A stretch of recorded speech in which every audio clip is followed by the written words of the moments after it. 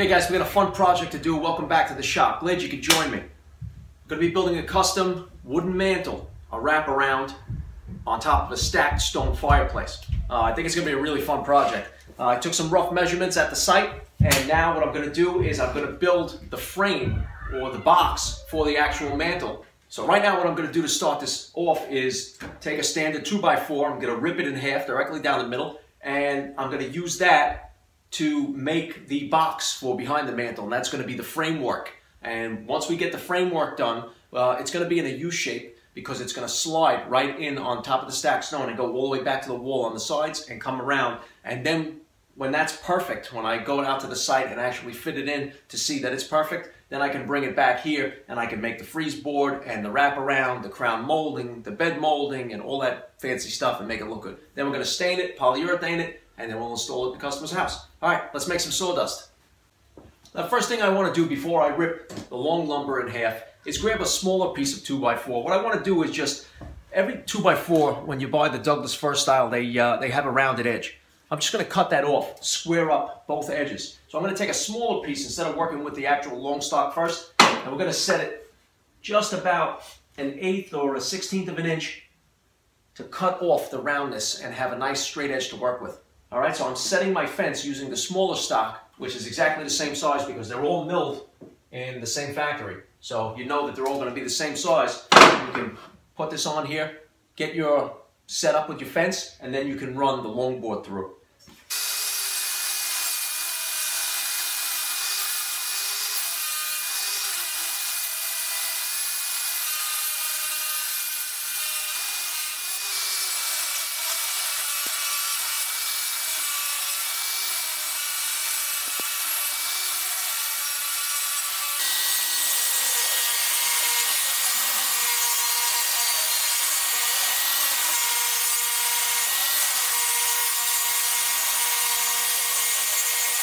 Now I have to cut these both to 64 and 9/16 in length.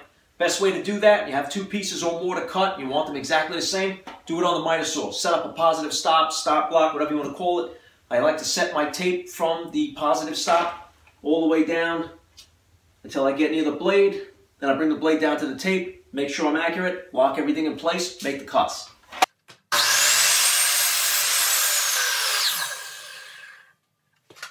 Now for my side pieces, going from the front top to the back of the wall on the side of the fireplace chimney. The house is older, it's not level like most houses after they settle. One side, the left side, is going to be 9 1/4, so I mark that out, and the other side is 9 7/8. So I'm going to mark that out, and then we're going to cut them.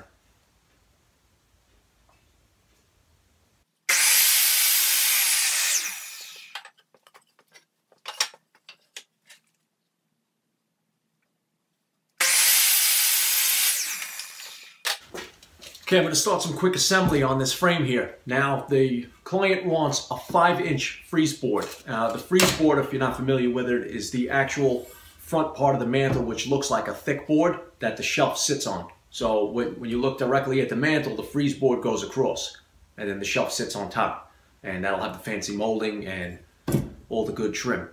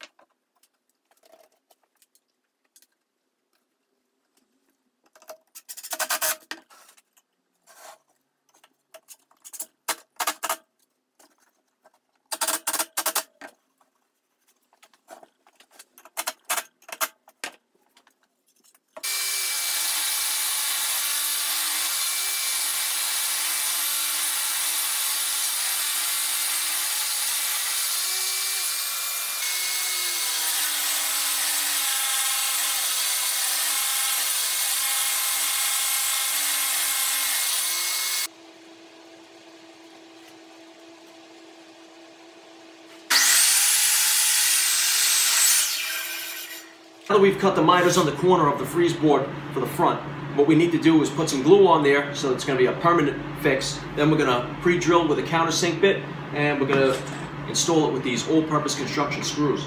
Now, the reason I'm using the screws and not nails on this part is because once the freeze board goes in, the shelf's going to be on top. The crown molding is going to hide those screws. That's going to be tacked in with some brass. It's going to hide those screws. We don't have to worry about it.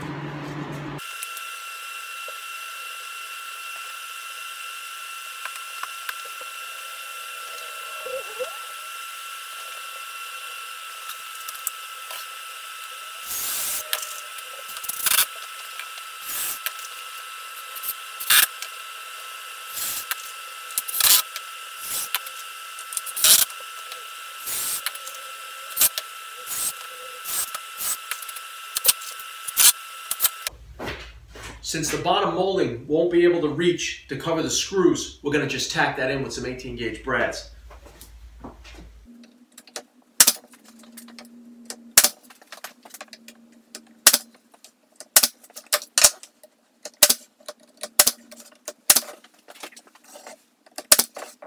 Okay, now that I got this pinned and glued, clamped up, I'm going to let it set overnight, and then I'll worry about the crown molding and stuff in the morning.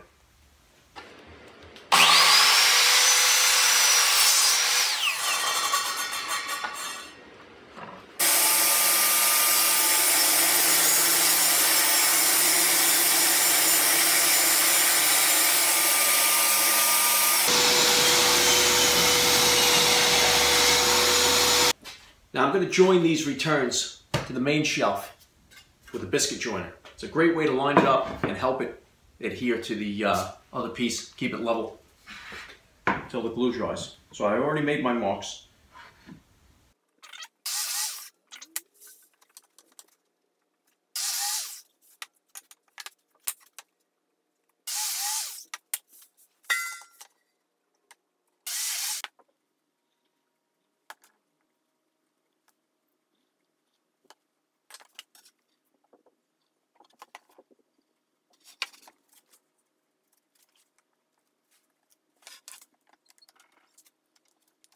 Now we're going to start to cut the crown molding for the top right under the shelf.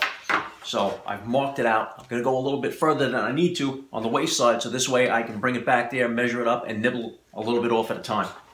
This way we get it perfect. Remember, when you're cutting crown, it's going to be upside down and backwards on the molding.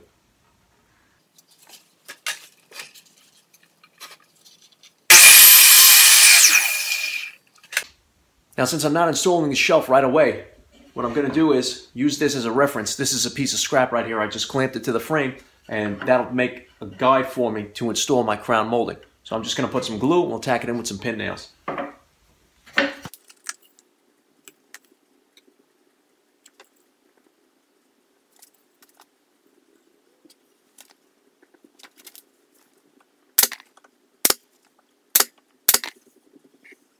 I'm doing this by myself. I propped up a piece of 2x4 right there. I'm going to kind of just lay it in right here, get it close, line up these corners. Once I get the corners lined up and pinned together, then I can get to the other side, put my shelf board on top as a guide.